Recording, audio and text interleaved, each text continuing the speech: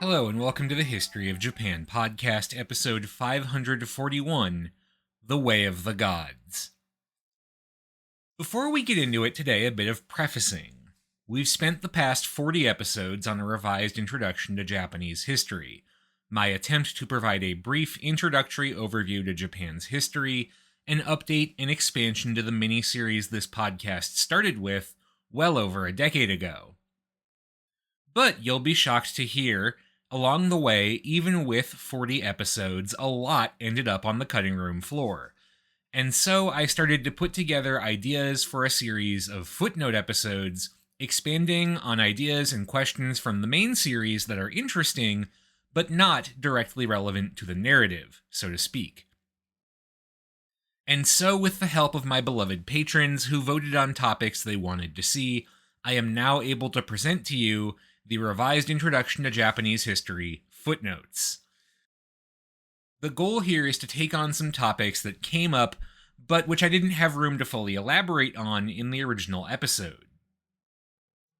In the first of these, a top choice all around, relates to one of the more intriguing questions of early Japanese history: what we know about the early religious practices that we now, somewhat anachronistically, call Shinto. To spotlight this, since I'm going to try and do it for all these episodes going forward, this is a subject that relates directly to material from episodes 502 and 503, which deal with the formation of the Yamato Kingdom and its mytho-histories.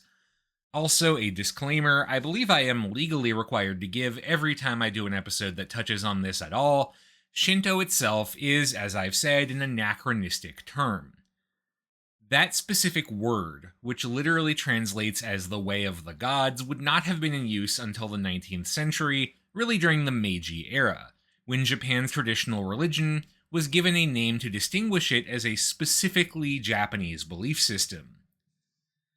That attempt to mark Shinto as a distinctly Japanese thing is also why it is a to or a do, a way, in the same way that sado or tea ceremony is a way, or judo or kado, flower arranging. It is not, interestingly, a kyo, a belief system or religion, as in shukyo, the word for religion, or bukkyo, Buddhism, Kiristokyo, Christianity, Isudamkyo, Islam, and so forth. Which gets into a whole other interesting, but unrelated can of worms about whether Shinto is a religion or a cultural practice that, once again, is not directly relevant here. Anyway, before the Meiji period, the term Shinto was used by some of the nativist philosophers of the Edo period, the Kokugakusha, but not all of them. More broadly, a great many phrases would have been used to describe the worship of Japan's traditional gods. All that said, I'm going to follow my established practice here and just say Shinto to refer even to the earliest Japanese folk religion, simply because it flows off the tongue a little more cleanly than non-standardized traditional Japanese animistic nature worship, or some similar, more accurate definition. But just know that the Shinto we're talking about today is a very different beast from Shinto during the modern period. Shinto from 500 or 1,000 years ago, or even earlier, doesn't really look like what you would see if you went to a shrine in the year 2024. So with all that said, we're talking today about the earliest forms of this belief system and how it came to be, so what do we know about early Shinto? Honestly, this is a really challenging subject for a few big reasons. First, Shinto wasn't really an organized belief system until fairly recently in a historical sense. Arguably, it still really isn't. There have been two big attempts to standardize Shinto belief systems. The first took place about 500 years ago when the imperial court in Kyoto attempted to reassert some of its traditional authority over religious matters against the warrior government through licensing two aristocratic families, the Yoshida and Shirakawa, to license and rank the nation's Shinto shrines. The notion was that shrines could be brought into a degree of doctrinal consistency via this licensing process, which would also help strengthen the authority of the imperial court. Unfortunately, the court lacked the power to compel shrines to engage with this whole system, Getting licensed could offer some nice tax or other legal benefits, but it wasn't strictly necessary, and there were other ways to get those benefits. A few hundred years later, the government of Imperial Japan would attempt to enforce a degree of doctrinal rigidity on Shinto to make it a national religion which could help prop up Japan's emperor-centric government, but again with limited success, particularly outside of the nation's largest shrines. The most enduring success of that policy was the effective separation of Shinto from Buddhism, where previously the two belief systems had been deeply intertwined. But of course, very early Shinto predates both of these efforts at reform and orthodoxy, which helps shape a lot of the more standardized practice you see today. So what is Shinto if you try and strip away all the attempts over the years to make it more standardized, to turn it more into what we might recognize as a traditional religion, so to speak? Well, it's an interesting question, but it's actually not even the first one we have to tackle. There's an earlier one we have to deal with first. How can we even know anything about early Shinto anyway? Obviously, if you want to learn about modern Shinto, that's pretty easy. Go to a shrine, talk to a priest, read any one of the numerous papers on that subject. But obviously, that all deals with Shinto today, after the attempts at standardization by the Yoshida and Shirakawa families, after the big reforms of the Meiji years and onward. Written sources for earlier eras are certainly an option, but the earliest Japanese histories we have, the twin histories known as the Kojiki and Nihon Shoki, date from the 700s, well after the establishing of the early imperial state in Japan, and the co-opting of existing religious traditions, as well as Buddhism, to support that government. So how can we reconstruct the earliest history of Japanese religion from before that point? Well, for one thing, the written sources can still be useful here. You just have to think very carefully about the questions you are asking using them. That's a key idea for any historian, actually. All sources can be useful, they're just not necessarily useful for the same things. If I want to know about how Japan's earliest religious traditions operated, sources like the Kojiki aren't great ones to use. They were commissioned by the imperial family to burnish its own reputation, and thus all discussions of religion as a subject really focus on that. They're centered on the imperial family. For that matter, if I want to know what happened in early Japanese history, a source that tells me the first emperor's great-grandfather was a literal dragon probably is not that helpful.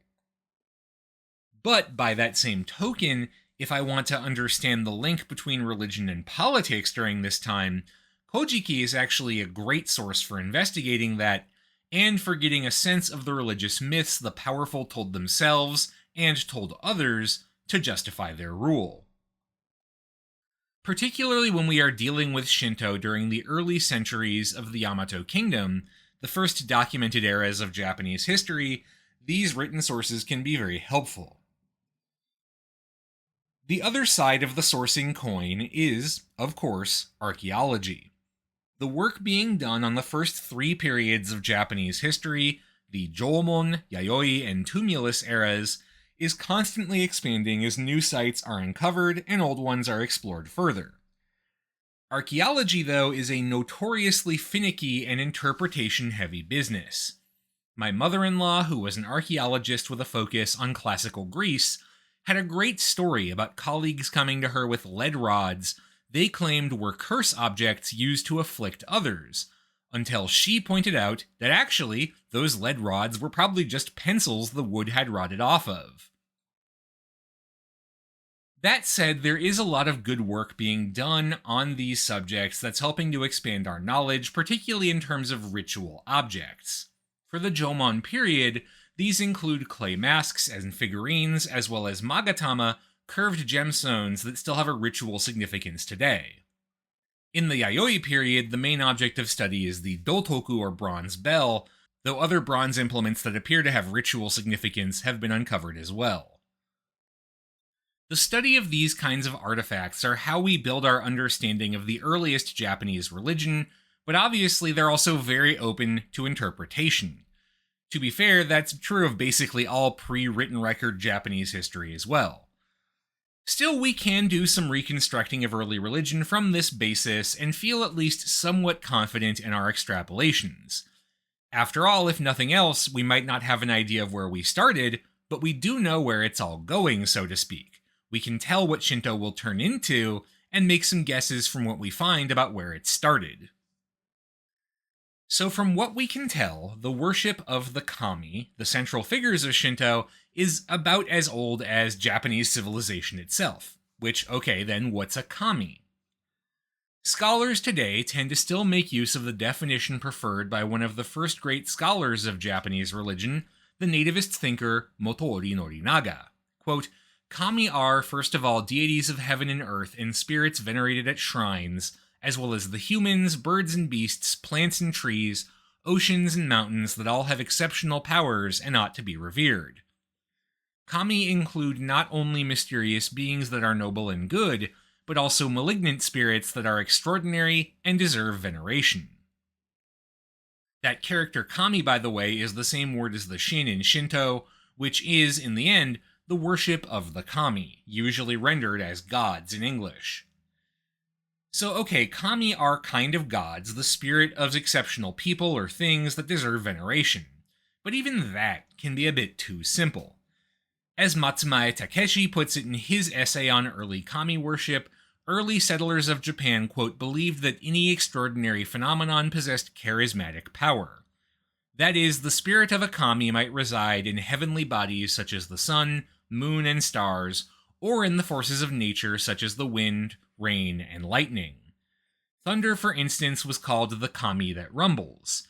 Striking topographical features such as oceans, rivers, and mountains, or even manufactured objects, buildings, boats, combs, or hearths, might house a kami. A charismatic ruler or an aristocrat was often named a kami, and certain animals were known as kami, such as tigers, wolves, hares, and serpents, if they were exceptional for their species. An ancient myth even tells of a peach seed with the power to repel evil demons, and names the seed Okamutsumi, the great kami seed. Matsumae also points out in that same essay that the kami are not the only ones who matter in Shinto. Quote, "Many spirits were given other names with subtle differences in meaning. There were tama, souls, mono, demons, tsuchi and mi, animalistic spirits, and chi and itsu, spirits that possessed magical powers. Kami were chosen from that crowd of spirits elevated in rank, further sanctified, and later anthropomorphized, that is, given human characteristics. The kami of the mountains, for instance, were thought to control the spirits, animals, and plants in a specific mountain region, and the kami of the ocean to control ocean life. Thus, Shinto creates a rich pantheon of spirits, of whom only the most elite and powerful are the kami, the gods. The kami themselves are often linked with a notion that first showed up in the work of a pre-World War II scholar named Muraoka Tsunetsugu. One of the characteristics identified by Muraoka in his scholarly work was what he called meijō shugi, which somewhat wordily translates as bright purityism. In English language scholarship today, you often see it called vitalism instead, for reasons that I imagine are a bit obvious. Vitalism, broadly, is the notion that the kami are distinguished by their ability to variously create, renew, improve, or enrich life in our present world. So, for example, ritual objects from the Jomon period include a great many dogu, clay figurines of female bodies, and bo, phallic objects linking sexual activity and procreation with magic rites that improved life. The next period of Japanese history, the Yayoi period, was marked by the introduction of agriculture, and Yayoi religion is very concerned with farming and good harvests, which are, after all, very much enriching of life in the here and now, in that we all need to, eat. In Japanese myth, you'll recall the notion that the creation of Japan takes place as a part of an act of procreation by the gods Izanami and Izanagi, whose split into the procreative forces, male and female, is what gives rise to the world as it exists. The other gods also rely on procreation to establish their power as well. The contest between Amaterasu and her brother Susanoo, which is depicted in the Kojiki, has to do with their ability to procreate and produce their own children. The flip side of this emphasis of vitality is an abhorrence of death, which is very taboo in modern Shinto as well, where defilement by contact with death or the dead is something very much to be avoided. Down to this very day, there's a lot of attention paid to the avoidance of polluting sacred sites of the kami with funerals, memorials, or prayers that relate to life after death. This is also why funerals in Japan tend to be Buddhist. The whole reincarnation thing lends a more hopeful vibe to a funeral service, to put it a bit crudely. This emphasis on vitalism and the avoidance of death appear to have been present in Japanese religion from the earliest days. It seems significant, for example, that no ancient burial mound, like, say, the massive kofun in which the ancestors of the imperial family are interred, was attached directly to a shrine, or that no early myth ever attached a kami's identity to that of a deceased person, and none of the ancestral kami ever die in Japanese mythology. It is true that at later dates there were kami associated with the dead. For example, Hachiman, associated with warfare, was at one point worshipped as the soul of the deceased emperor Ojin, and of course at the height of Japan's feudal era, both Toyotomi Hideyoshi and Tokugawa Ieyasu had themselves interred as kami. But the thing being enshrined, religiously speaking, was their living soul. The whole point was to mark them as living on, still existing in the present world in some way. Even during the height of Japanese religious syncretism, a fancy way of describing the mixture of Buddhism and Shinto, there were actual laws put into place by the imperial court to ensure that Buddhist terms related to death not be used as a part of kami worship. In fact, it has been argued, most famously by the Buddhist scholar Watanabe Shoko, that one of the main reasons Buddhism never became as popular in Japan as it did in, say, Korea or China was its hite no ronri, negation doctrine. In other words, its focus on detachment from this life in favor of the pursuit of nirvana, exiting the cycle of reincarnation. Watanabe also noted that the most successful Buddhist movements in Japan, and generally the most successful religious movements there, tend to stress this worldly benefits related to enriching or improving life. In other words, this notion of vitalism. A big part of vitalism is also a focus on ritual purity, and in particular the avoidance or cleansing of tsumi, pollution that requires removal to engage with the sacred. You sometimes see the word tsumi translated into English as sin, but I don't think that's a great translation, both today and especially when it comes to early Shinto. Sin, as it is understood in the Christian tradition, is innate to humanity and represents an evil that can only be cleansed by engagement with God based on the teachings of whichever sect of the faith one adheres to. And as a completely irrelevant aside, you'll note that I said Christian notions of sin, not Abrahamic or Judeo-Christian. I don't know enough about Islamic conceptions of the notion to comment, but I can tell you that the Jewish notion of chet, the Hebrew word rendered as sin, is very different from Christianity, and in particular is not considered innate to the human condition in any way, but that's a whole other podcast. Regardless, tsumi differs from all of this because there is no moral value attached to it. Being touched by tsumi in Shinto doesn't necessarily bear a moral blemish in the same way that sinning does in the Christian tradition. Tsumi can result from immoral acts, but also from ones that are not. It's a kind of spiritual dirtiness. Thus, for example, the list of tsumi recorded in the 10th century chronicle Engishiki include both traditionally immoral things, crime, wounding another person, desecrating corpses, committing bestiality. Hopefully, we all agree those are not great. But the list also included things like illness, contracting leprosy, natural disasters, insect blights, none of which have any sort of moral value attached to them. They all do have one thing in common, though. All of these tsumi are in some way or another a threat to the order of things, be that on a cosmic or more down-to-earth level. In other words, they're all things we want to avoid, and so cleansing them is a way of hopefully ensuring that we do. The notion of tsumi also goes back to the earliest myths we have record for. For example, after attempting but failing to rescue Izanami from the underworld after her death, the god Izanagi has to purify himself by washing in the ocean to remove the tsumi of the underworld.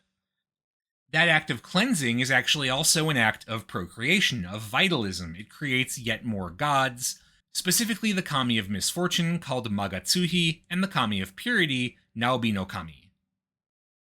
Similarly, you might remember that in the Kojiki, what gets the god Susanoo kicked out of heaven are his various offenses against his sister Amaterasu, which include damaging her sacred fields, strewing his poop quite liberally about, and killing one of the maidens in her service. These acts were all considered tsumi. They actually had to be cleansed yearly as part of a twice-annual ceremony, the Oharae, or Great Purification. The presence of this notion of tsumi in the earliest recorded text certainly suggests a preoccupation with the notion of ritual purity that goes back to before written Japanese history. Unfortunately, for this specific idea, we don't have a lot of archaeological evidence, because after all, you might find a bronze vessel that looked like maybe it had some role in ritual purification in the Yayoi period, but we don't know very much from that about how it was used or what beliefs were attached to it. So far, so good, but also what we're talking about is pretty general, and going deeper is a pretty substantial challenge. I can't stress enough how limited the written record is here, and that's a big problem because, after all, writing is pretty helpful for figuring out what people believed during a specific period. Generally, in terms of the written record, 6 works form the core of our understanding of early Shinto. Obviously, the Kojiki and Nihon Shoki come first. They give us a sense of the traditional telling of the mythology. The Kotai Jingu Gishikicho and Toyukinomiya Gishikicho are both records of the Grand Shrine at Ise, associated with the imperial ancestor Amaterasu, and dating to the early 800s. The Kogo Shui, a history of the traditions of the Imbe clan, dates to around the same period, while the Engishiki is a record of court ritual from the early 900s. Finally, we have what are called fudoki, essentially summaries of the affairs of the various provinces, which include some discussion of the history of their local kami, their legends, and how they worship.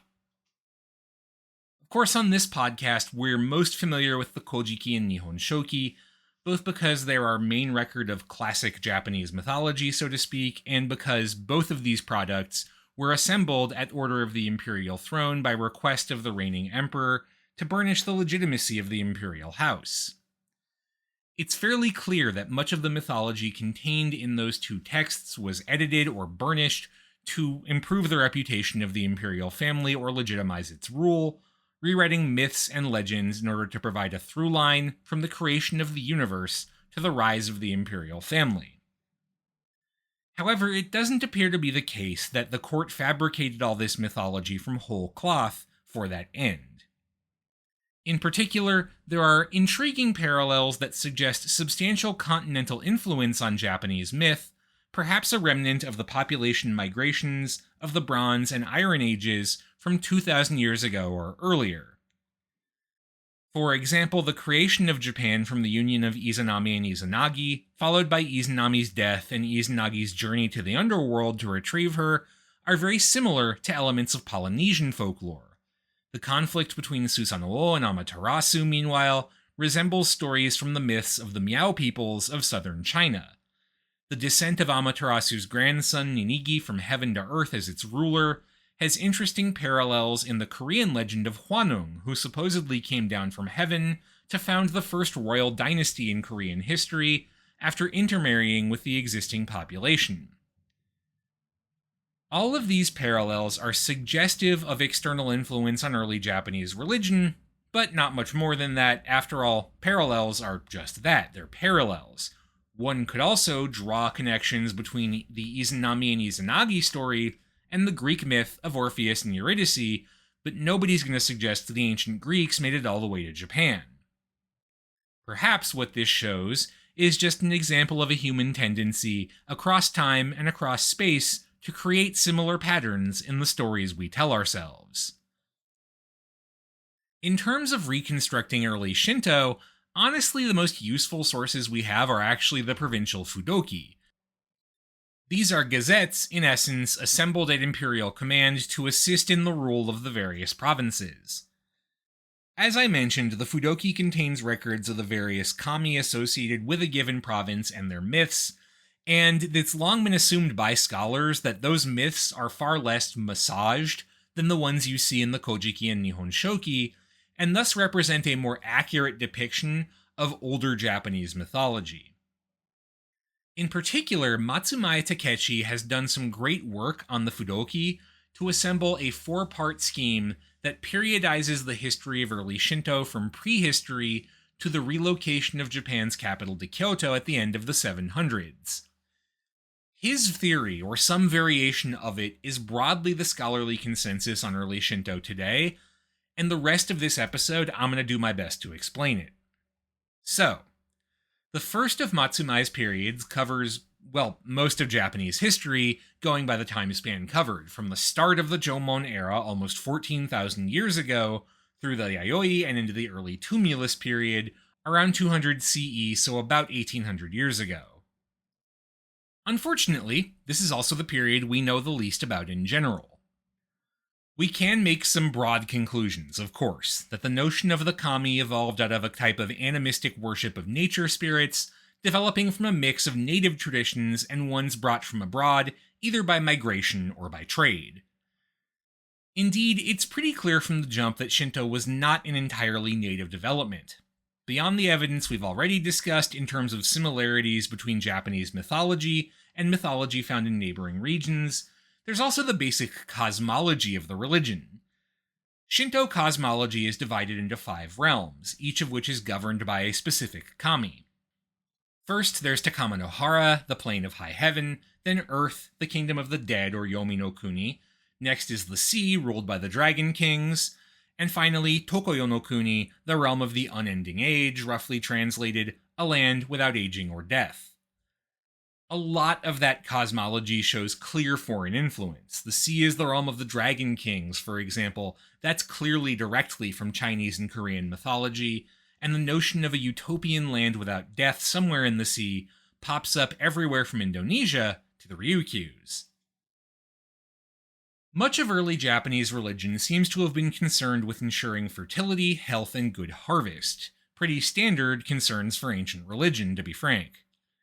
For example, it's often surmised, as we've talked about, that the dogu and bo, respectively the female and phallic figurines from the Jomon period, were used to invoke fertility rites and ensure that locals had enough to eat for the coming year. We know a little bit more about the tail end of this first period, the Yayoi and Tumulus era practices. These would be the 3 to 4 centuries on either side of the Common Era. What we know is largely thanks to Chinese travelers to Japan and the written records they left behind. Most famous, of course, is the narrative of Queen Himiko, who appears in the 3rd century historical chronicle known as the Records of the Three Kingdoms, not to be confused with its dramatized version, the Romance of the Three Kingdoms. We've talked about Himiko before, way back in episode 53, and also in episode 501 at the start of the revised introduction to Japanese history, so I don't want to rehash that too much here, but as a quick reminder, Himiko is described as a powerful shaman queen ruling a kingdom called Yamatai, and the precise relationship of that kingdom to that of Japan's early imperial family has been a subject of substantial historical dispute. More importantly for us, Himiko shows a pretty clear relationship by the early centuries of the Common Era between religious and political power. She's described as ruling through witchcraft and sorcery, which, once you strip away the patriarchal tut-tutting about politically powerful women implied in that language, and so common in early Chinese sources, it's easy to come to the conclusion that Himiko was likely a type of priest-queen with both religious and political authority. This also certainly fits with our assessment of the early imperial family, which appears, based on its close relationships to many shrines in its native Yamato province as well as the family's mythology, to have grounded its own authority in religion by virtue of its connection to the divine. A woman taking on this role is suggestive too. Women have a long history as spirit mediums in Shinto, as well as the more mundane role of the Miko, or shrine maiden. That history, along with later developments such as the imperial family worshipping a female kami as its ancestor, suggests that early Shinto likely emphasized the generative power of women, who, after all, can literally create life, to a much greater extent that was gradually de-emphasized with the influence of more patriarchal continental influences in later centuries. Now, despite everything I've said, it's hard to draw too many connections between this first period and later Shinto belief. In particular, it's notable that many of the features of later Shinto, for example, the notion of associating kami with specific places in the form of shrines, or specific sacred objects called shintai in which they are thought to reside, do not seem to have been present in this early belief system. Most interestingly, Yayoi and earlier period religious artifacts are almost never found at the sites of shrines established in later periods, which is suggestive of a disconnect between this earliest belief system and later developments. It's really with the second of Matsumae's periods, which runs through the Tumulus era from roughly 250 to 600 CE, that something notably resembling Shinto begins to develop. In particular, there are three developments that we can look to as representing the groundwork for future Shinto. First, we have the creation of more permanent shrines. Artifacts from the Tumulus period are in fact much more common at the site of present-day shrine sites than ones from previous eras, suggesting that later shrine Shinto developed directly out of this period. The second and third developments are closely related. The kami themselves start to go from more formless nature spirits to more defined and anthropomorphized ones, a fancy way of saying that they've been restyled, so to speak, to be more human. Relatedly, powerful families and clans began associating themselves with specific kami, where previously kami had been location-based, not clan-based. These kami were called ujigami, literally clan gods. The history of the early imperial family bears out this exact pattern pretty effectively. In episode 501, we went over the common theory that the early imperial family originated from an association with a religious site, specifically Miwa Shrine in southern Nara Prefecture. Miwa Shrine is associated with Mount Miwa. The shrine venerates the mountain itself in what appears to be a holdover from early Shinto. In later centuries, the imperial family would instead begin to associate itself specifically with a sun kami who was refashioned as a woman, Amaterasu, who became the Ujigami, the clan god. The imperial family, of course, weren't the only ones who did this. Remember that Inari, the fox kami who's probably the single most popular god in Japan today, started off as the Ujigami of the Hata clan. We could call these developments the genesis of clan Shinto. In other words, religion as the basis of power for families whose religious, political, and economic strength allowed them to dominate their immediate vicinities. That clan Shinto was then increasingly supplanted in the 500s and especially the 600s by a state Shinto that was dominated by the strongest clan of them all, the Yamato clan of ancestors of the imperial family, who by a combination of diplomacy and war came to dominate much of central Japan at this time. As their political power increased, the imperial family also took on greater religious authority by incorporating local ceremonies, rituals, and even eventually the ujigami of their subordinate families into their own mythology.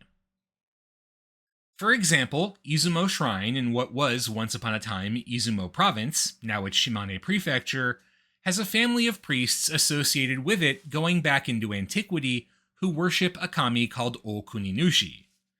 Down to this day, the head priests of Izumo Shrine are supposed to be descendants of that kami and receive their authority from O-Kuninushi by means of a sacred meal shared to sanctify their rule. This family also enjoyed political authority over their region. Ascension as chief priest of Izumo Shrine once upon a time also made you the Miatsuko, or provincial governor, of Izumo Province. When Izumo was incorporated into the expanding Yamato kingdom, so too was its god. O-Kuninushi became a part of the imperial mythology as the once powerful god who ruled the earth before submitting to the descendants of Amaterasu and acknowledging their rule, being allowed to keep Izumo in the offing. Thus, the new political order was justified by changing myth, and the ceremony of enthronement by sharing a meal with the god was incorporated into the emperor's dajosai, or enthronement ceremony, which down to today still involves a new emperor sharing a meal with the goddess Amaterasu. This is not the only example of myth being massaged to fit changing political realities. For example, Izanagi, one of the two creator gods, appears to have originally been a fisherman's god from Awaji Island off the coast of what's now Osaka. Awaji was particularly important to the early emperors, both because of its extremely bountiful fishing grounds and its pearl beds, and so the Awaji god was incorporated into a prime spot in the mythology as one of the creators of the universe. Amaterasu doesn't appear to have even originally been the Ujigami of the imperial family. That was likely Takami Musubi, an agricultural deity. However, the growing influence of the Korean kingdoms, where sun worship was very common, as were royal figures claiming descent from sun gods, led to the adoption of Amaterasu into a primary role in the imperial family. This despite the fact that Amaterasu's shrine at Ise was on the other side of the Kii Peninsula from the area where the imperial family had originated. The final stage of the evolution of Shinto takes place from the 600s to the 800s, as the religion was subject to that most powerful of all forces, bureaucracy. Specifically, as Japan's emperors worked to construct a Chinese-style bureaucracy to govern their burgeoning kingdom, they also worked to make Shinto, the source of their religious authority, a part of that bureaucracy. For example, when the emperors adopted Chinese-style laws in the form of the Ritsuryo system over the course of the 600s and 700s, they made one big change: a Jingikan, or Council of Kami Affairs, at the same status and level as the Dajokan, the Council of State. Nothing like that ever existed in Imperial China. The goal of the Jingikan was to centralize the control of the government over the shrines and their leadership, to limited success. It was also during this period that the imperial family began assembling histories like the Kojiki and Nihon Shoki to codify their version of mythology and more recent history in a way that favored their claims to political power. The myths being codified were also still evolving in a way that suited the emperors. For example, during this period, the Fujiwara clan first rose to prominence as supporters of Chinese-style reforms undertaken by the imperial family. That prominence is probably why the Fujiwara Ujigami, Takemikazuchi, plays a very central role in Japanese mythology. In the Kojiki, it's Takemikazuchi who leads the conquest of the earth in the name of Amaterasu. Finally, during this period, you have the incorporation of Buddhism into the Shinto worldview as the trendy new religion arrives from the continent. This is way more than we can get into at the tail end of an episode. Suffice it to say that Buddhism's fashionability as a continental religion helped to popularize it, but it never displaced Shinto's role at the imperial court. How could it? Buddhism had no way of justifying the central role of the imperial family in the way that kami worship did. Now, obviously, there's a lot more that could be said about each of these stages, but I hope this gives you some idea of where the academic discussion on the subject of early Shinto history is. Speculation on these issues is actually pretty new as a historical field. Until the end of the Second World War, the Japanese government carefully monitored discussions of the history of Shinto to ensure they accorded with state orthodoxy. Very likely, what we know, or what we think we know about this period, will continue to evolve as this new field of study matures. But at least for now, that's all for this week. Thank you very much for listening. This show is a part of the Facing Backward podcast network. You can find out more about this show and our other shows at facingbackward.com, and you can support the network at patreon.com/facingbackward. Special thanks to those who have given at our shoutout tier: Jan Leonard, Stephen Elkins, Martin Oliveira, Clark Canning, Ian Kellett, Matt Haynes, Jackie Frostocker, Monkey Sack, Alayla McCulloch, Karen Murphy, Peter Wales, Robert Prine, William, Arno, Jonas Brandis, Nicholas Kroll, Jerry Spinrad, Jared Stevens, Jeffrey Dwork, Stefan Hrushka, Joshua Kane, Robbie and Kat, Jacob Key, Aaron Finkbeiner, and Anonymous Anna's Hummingbird, Mark Sy, Gil, Leslie Ikuta, Trash Taste Enjoyer, John, Christopher, Harrison Reese, Inoue Enryo's Ghostbusters, NihongoKaizen.com, Shimao Toshio's History of Japanesia podcast, Jennifer Pianzio, James, A House is a Perfectly Cromulent Mascot, The Fish I Catch Are Rhodes Scholars Compared to Samuel Alito, Schmuck, and Everything Changed When the Fire Nation Attacked. Thanks again for listening, and I'll see you next week for our next footnote on the question of Japanese fascism.